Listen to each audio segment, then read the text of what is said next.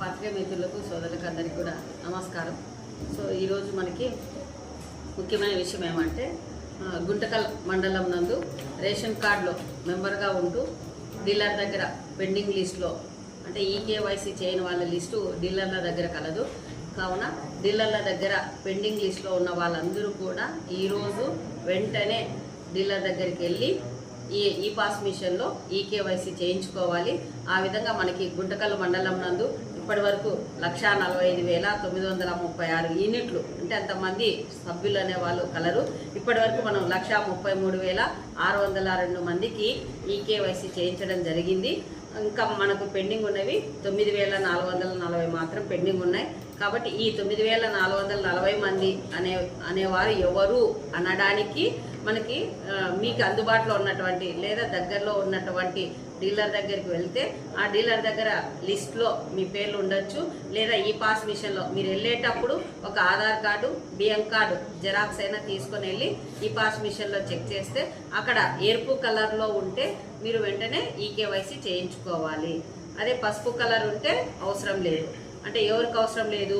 5 సంవత్సరాల లోపు ఉన్న వారికి లేదా 80 సంవత్సరాలు పైబడిన వాళ్ళకి మాత్రము అవసరం లేదు. కాబట్టి రెడ్ కలర్లో ఉన్న వాళ్ళు అయితే ఖచ్చితంగా ఈకేవైసీ ఈరోజు చేయించుకోవాలి. లేదా మీది ఆధార్ అప్డేషన్ కూడా అవసరం ఉంటుంది.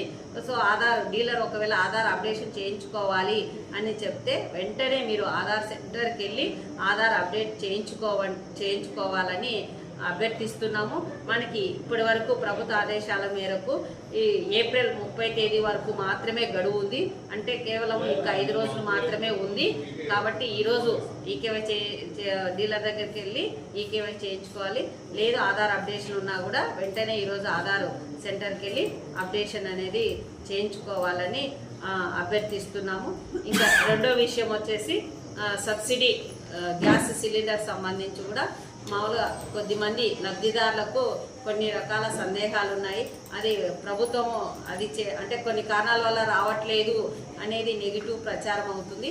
సో దీనికి సంబంధించి లబ్ధిదారులకు ఏదైనా సందేహాలు ఉంటే మనం తహసీల్దార్ ఆఫీసులో ఒక కంట్రోల్ రూమ్ అనేది ఏర్పాటు చేయడం జరిగింది.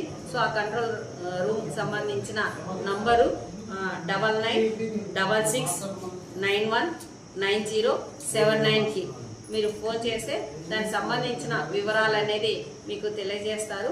కాబట్టి ప్రజలు ఈ అవకాశాన్ని సద్వినియోగం చేసుకోవాలని కోరుతున్నాను.